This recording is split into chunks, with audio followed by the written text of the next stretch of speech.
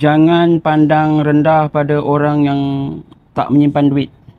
Sebab kemungkinan dia bukan sengaja tak simpan duit, tapi dia sebab dia ada tanggungan yang sangat besar. Jadi maksudnya bila kita buat konten kewangan kepada orang-orang yang supaya kita simpan duit, pengurusan duit dan sebagainya, kita tak tujukan kepada orang yang macam tu lah. Betul tak? Sebab setiap orang tu dia ada masalah-masalah yang tertentu lah. Jadi maksudnya kita nak beritahu pada sahabat-sahabat semua adalah apa yang Tuan Dadan kongsikan adalah iaitu bagaimana untuk kita lah orang biasa yang tak ada apa-apa tanggungan ke ataupun duit dia bocor dan sebagainya yang dia nak betulkan dia punya duit. So itulah yang kita targetkan. Jadi jangan terasa sebagainya, betul tak Tuan? Betul. Sebab kita dekat media sosial ni kita tak tahu latar belakang setiap orang. Jadi cuma fokus kita kepada itu dan mudah-mudahan dapat membantulah.